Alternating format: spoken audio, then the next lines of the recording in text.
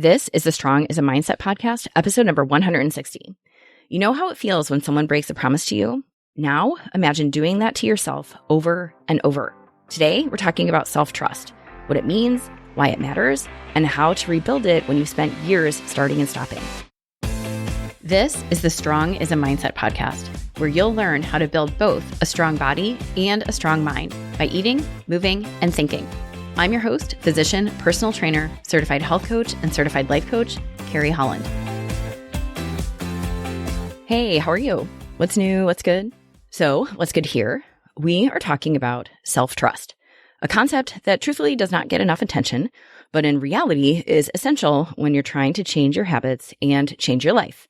And if self-trust sounds like a nebulous, fuzzy word to you, like it did to me when I first started learning about it, I got you. So, part of my goal is to make self-improvement, including the concept of self-trust, tangible to you. I've said it before, I will say it again here, but I'm not into nebulous. I don't like speaking in vague, glittering generalities, and I definitely don't like buzzwords.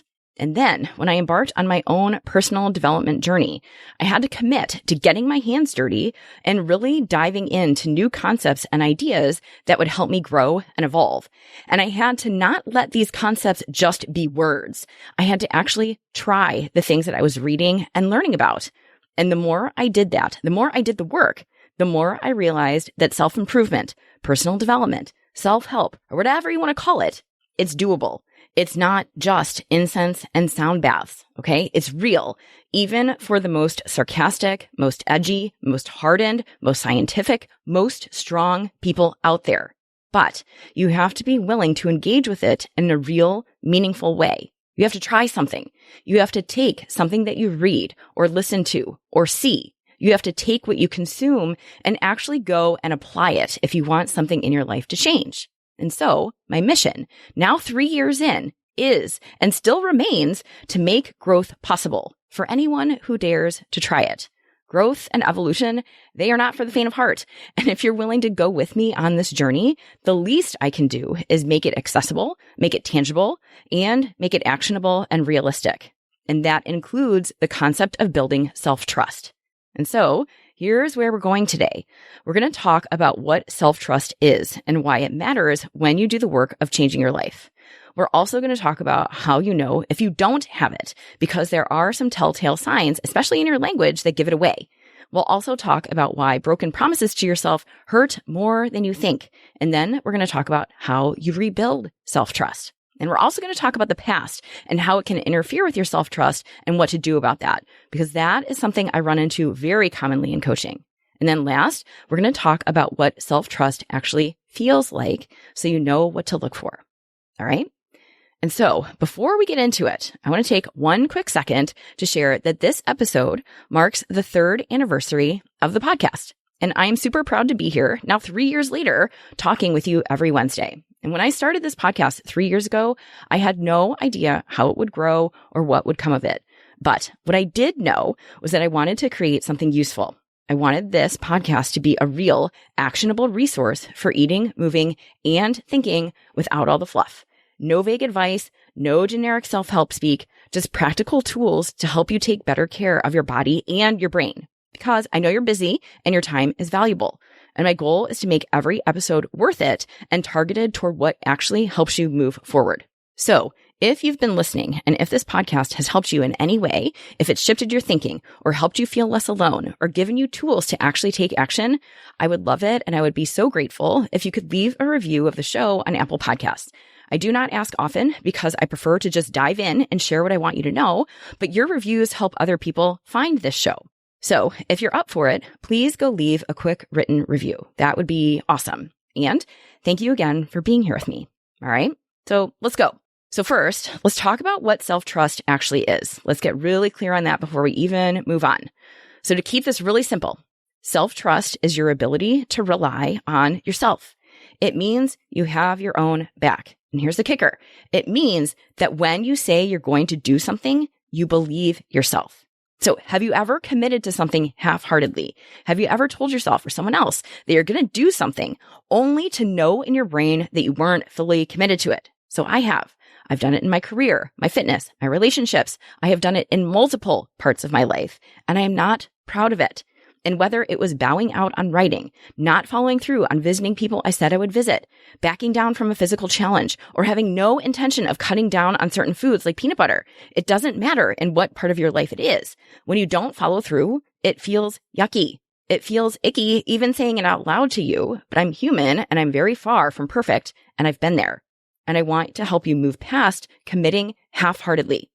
So when you have self-trust, you actually believe yourself when you say you're going to do something, and not just in the big dramatic moments. I'm also talking about the small, seemingly insignificant ones, like when you say you're going to go for a walk after dinner, or prep your lunch for the next day, or close the pantry instead of standing in front of it looking for snacks out of boredom. Self-trust is built in all of those tiny moments, just as much as it is in the big moments. Self-trust is not flashy, it is not loud, but it is powerful because over time, every one of your follow-throughs adds up. When you follow through, it sends a signal to your brain that says, I do what I say I'm going to do. And that right there, that's the game changer. So it is not about being perfect. It's not about always doing the most. It's about making a plan and following through and keeping your word to yourself, not to prove anything to anyone else, but simply because you said you would. Self-trust is a relationship with yourself. And for a lot of people, that relationship is on pretty shaky ground. So we're going to build a more solid foundation. And that foundation is self-trust, your ability to rely on yourself.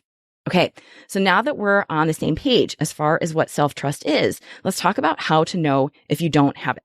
And I know this may be a little backwards, talking about how to know if you don't have something, but I honestly think it's easier to come at it from this angle. Lack of self-trust comes through in your language and the way you talk. So if you start paying attention to your words, you'll start to pick it up. You might say things like, we'll see. I hope I stick with it this time. I want to try again, but I always fall off. Or I've done this before, but it never lasts. And all of these, they're subtle, but I've heard them commonly from the women I coach. And these statements are self-doubt disguised as humility. And it's a sign that you don't trust yourself. And so here's the interesting thing. Often we do this as a form of self-protection. If you say something like, I hope it goes okay, or we'll see if I can do it, you lower the bar, you hedge your bets, and then it won't feel as painful if you don't follow through. So saying something like, I hope so, it creates an escape hatch and it lets you off the hook before you even get started. It gives the illusion of being realistic or even modest, but in reality, it's a way to avoid vulnerability. Because here's one of the key takeaways I want you to hear. Often, you feel hesitation when setting goals because deep down, you don't believe you'll follow through. And when you don't believe you'll follow through, you either don't make commitments or you make really vague ones so you won't feel disappointed when you bail. And here's why this happens. Actually believing in yourself and then declaring that belief, that's risky. Believing in yourself opens you up to the possibility of disappointment. And that may be a risk you don't want to take. And so for a lot of people, it feels safer to expect failure than to hope for success and not get it. And I'm going to say that again because it is just that important. It feels safer to expect failure than to hope for success and not get it. But here's the problem. When you talk like that, your brain listens. When you say things like, I hope, or I always fall off, or we'll see, you train yourself to doubt before you even begin. And over time, doubt becomes your pattern. Doubt becomes your default. And it makes sense. If you've made promises to yourself over and over again and then bailed on them, of course it's going to feel shaky.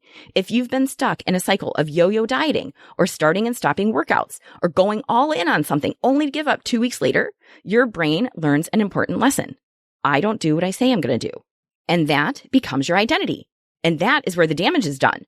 When you act in a way that's inconsistent with who you want to be, your brain takes note.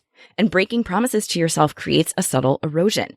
If you repeatedly say you're going to do something and then don't do it, your brain starts to form a new identity around that behavior. Nobody else might know that you skipped your workout or ate the thing you said you wouldn't or didn't follow through on your plan, but you know. And over time, that erodes your self-concept. It chips away at your belief in yourself. And then you stop trusting your own word. So it becomes less about the action you didn't take and more about the belief that you're someone who doesn't follow through, that you're flaky, that you're unreliable, that you're not serious. And that identity can be incredibly hard to shake once it sets in. So we're not just talking about missed workouts or unmade lunches here. We're talking about how those small, broken commitments shape how you see yourself. They shape your identity. And identity is so powerful because once you adopt an identity, your brain works really hard to prove it true. And that's how the cycle perpetuates and how self-doubt gets wired in deeper and deeper. But here, remember what else we know about identity. The principle applies in reverse here too. And what that means is every time you take action, even a tiny one, that aligns with the person you want to be, you're reinforcing that identity instead. You're essentially showing your brain, hey, this is who I am now. So every time you follow through and get your workout done, every time you make your lunch and bring it to work like you said you would instead of getting takeout, you show your brain who you are becoming by your actions. That is the shift. That is how you undo self-doubt and start building trust again. All right. So now that we've talked about what self-trust is, how to spot if you don't have it, and why breaking promises to yourself is such a big deal, let's take it a step further. So if after hearing this, you're thinking to yourself that you want to work on improving your own self-trust, let's talk about how you actually do that. I've got a few ideas for you. So first, make smaller promises. Okay? I want you to really hear that. Make smaller promises. If you've been saying that you'll work out 5 days a week and never do, how about we start with 2 or 1 or 5 minutes of stretching? If you say you're going to cook all of your meals at home and then proceed to get takeout every night instead because you don't give yourself time, how about we aim for a ready-to-go salad from the grocery store instead? And the goal here is not to go big. The goal is to go believable. I want you to get very real with yourself and make promises that you can actually keep. And please really hear me when I say this. I know so many of you are high achievers. You've been successful in your career, your education, your family, all of it. You are used to doing hard things and you have high expectations of yourself in so many parts of your life. So it makes total sense that you would aim super high and expect a lot from yourself when it comes to habit change too. But change, especially when it comes to long-standing habits and patterns you've established, this is not just about grit. It's not just about pushing harder. It's about meeting yourself where you're at right now. And sometimes that means scaling way back in order to build something sustainable. So if you tend to overestimate how much you can take on and change, not because you're lazy or unmotivated, but because you're human, I want to offer this to you gently and out of sincere respect. Your brain needs wins, okay? Your brain needs to see success. And you create those successes and those wins by starting small and building momentum, not by trying to muscle through huge change and then beating yourself up when it doesn't stick, okay? Please remember that starting small, it is not a weakness. It's a strategy, a super useful strategy when we're dealing with humans and behavior change. Next, the next thing that you can do to rebuild your self-trust is to only commit to what you believe. Okay, so this means getting very real with yourself and being realistic about what you feel you are currently capable of doing. So let me slow down here for a minute because here's something important I want to address. If you're someone who struggles with belief altogether, let's talk about that. If you've lost faith in your ability to follow through because you've let yourself down so many times, I hear you. This is not uncommon at all. And I say that because I've seen it. Many of my clients come to me with very little belief in themselves. They want to change. They want a different lifestyle and a different view of themselves. And they want it so very badly. But when it comes down to it, they don't actually believe it's possible for them. And if that's you too, here's what I want to offer you.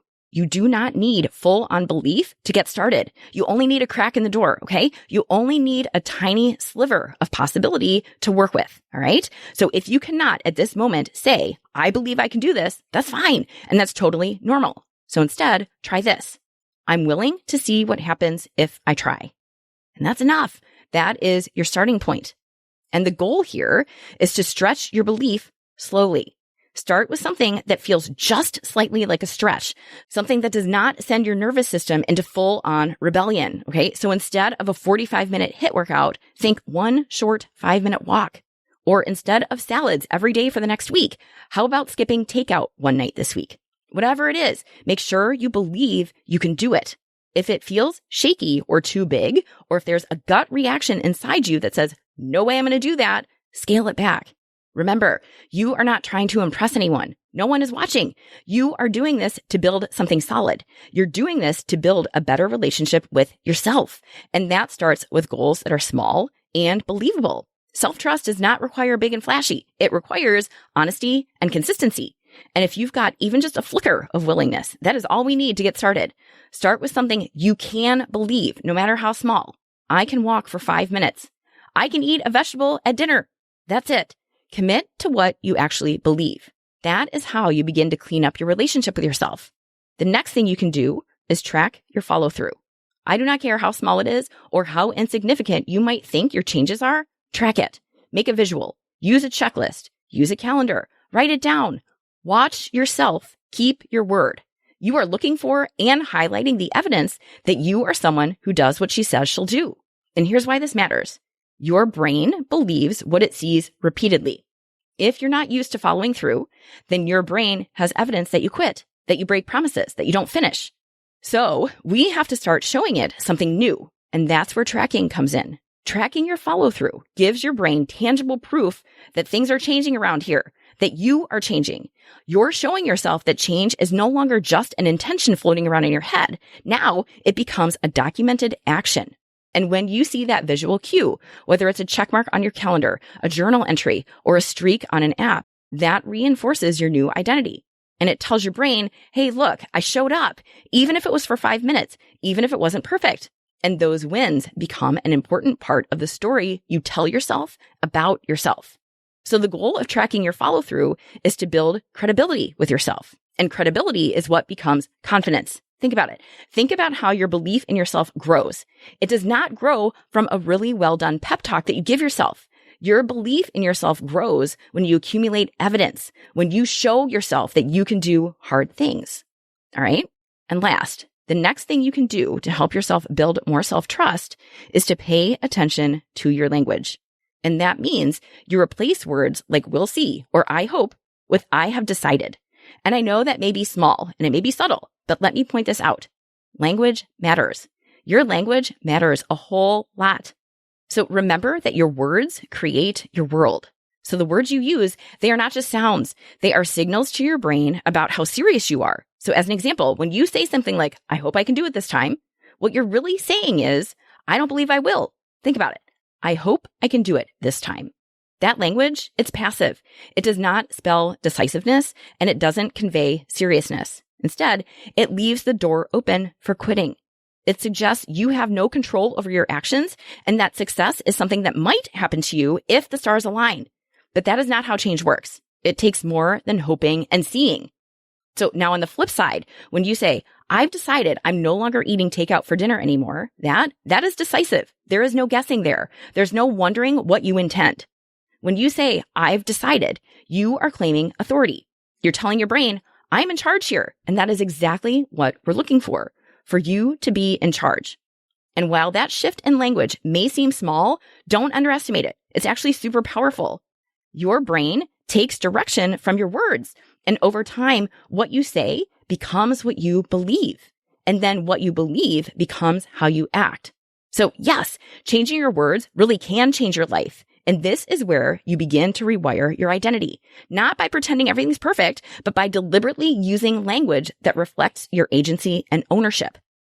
When you choose words that signal confidence and commitment, you're sending your brain an important message. I am someone who follows through. Words like I've decided or I'm doing this clarify your intent and they strengthen your belief. And when you use this language over time, it shapes how you see yourself. Not as someone who tries, but as someone who commits. And that shift is huge. All right. And now I want to address something else that comes up and frankly gets in the way. And that is your past. And what I mean by this is you may really want to change. And at the same time, you might also be thinking, but I've tried so many times and I always quit. I always fall off. I can't sustain it. And here's the thing. That might be true. Maybe you do have a long track record of making plans and not following through. Maybe you have had trouble sustaining change and keeping up new habits in the past. And I'm not here to argue with your history. But at the same time, here's the other thing I know to be true. Your past is data. It's information, but it is not your destiny. Your past does not predict your future unless you allow it. So here's something to know. Your brain loves to use the past against you. It wants to remind you of all the times things didn't work before. Not because your brain is trying to sabotage you, but because it's trying to protect you. If you believe you'll fail again, you won't try. And if you don't try, you don't have to risk feeling disappointed, let down, or embarrassed. So your brain plays defense. It uses your past as proof that you should not get your hopes up. But here's the problem with that. When you let your past dictate your present decisions, you stay stuck. You keep repeating the same patterns, not because you're incapable, but because you've been dragging the past with you into every new attempt at change. You haven't given yourself the chance to start fresh without the weight of old failures or expectations dragging you down. And when you carry that baggage, when you approach change anticipating that you'll fail again, it becomes a self-fulfilling prophecy and history repeats itself. So, to truly move forward, you have to allow yourself to let go of the old story and approach your next attempt as a new chapter, not a repeat of the last one. And so how do you do that? What do you do instead? Well, you look at your past objectively. You ask what worked, what didn't? Where did you overcommit? Where did you ignore your own signals and intuition? And what were the circumstances that made follow through difficult? And here's the part that a lot of people skip, the reflection. So often we jump from one plan to the next without ever stopping to evaluate what actually happened. We treat each attempt like a brand new start, when in reality, there is a goldmine of information in your past, if you're willing to look at it with curiosity instead of criticism. And this means asking yourself better questions. Like, where did I set unrealistic expectations? Where did I push too hard too fast? Where did life get in the way? And what could I have planned better? And to be clear, this is not about blaming yourself. It's about learning from yourself. And there is a big, big difference. So when you collect that data and then you really sit with it, you give yourself the opportunity to do things differently next time. You're respecting reality and honoring your limits. You're taking yourself seriously instead of jumping headfirst into the next fad just to hurry up and try something else. And then you take that data from your past without judgment and use it to build a better plan, a more honest plan, a plan that fits who you are right now, not who you were 6 months ago when you were trying to white knuckle your way through change. And most important, if your past is keeping you from building self-trust, and if it's keeping you stuck, please remind yourself of this. I am not that version of me anymore. I am not repeating old patterns. I am choosing a new way forward. Or my favorite, I am becoming someone different. And then you practice believing it. All right? And finally, what does self-trust actually feel like? Well, to keep it very simple, it feels like peace.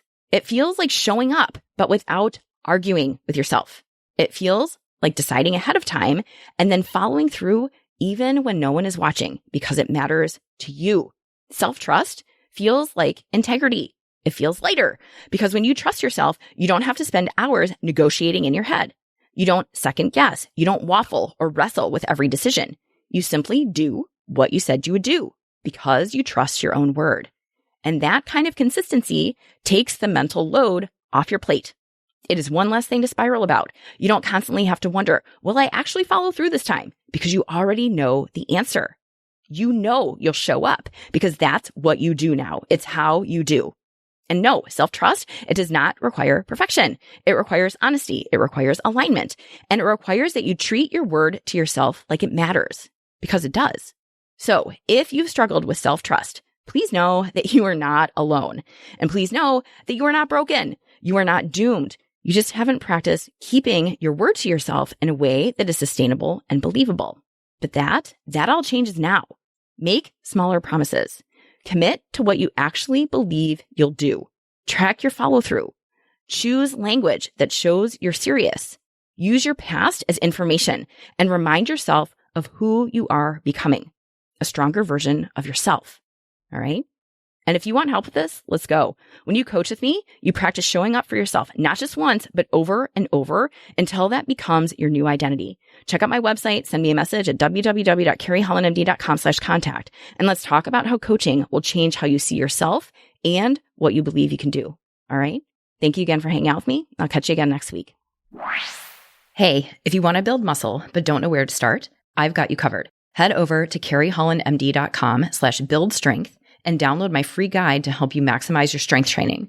Inside, you'll find the essential exercises for building muscle, plus simple 1, 2, and 3-day workout plans that you can follow with just dumbbells and a bench. You'll also find strength training tips to help you train smarter and see real results. My goal is to help you get strong, and this strength training guide will help you do it. Go to carriehollandmd.com/buildstrength and check it out. Thank you for listening to the Strong is a Mindset podcast. If you want to learn more about how to build both a strong mind and a strong body by eating, moving, and most importantly, thinking, check out carriehollandmd.com.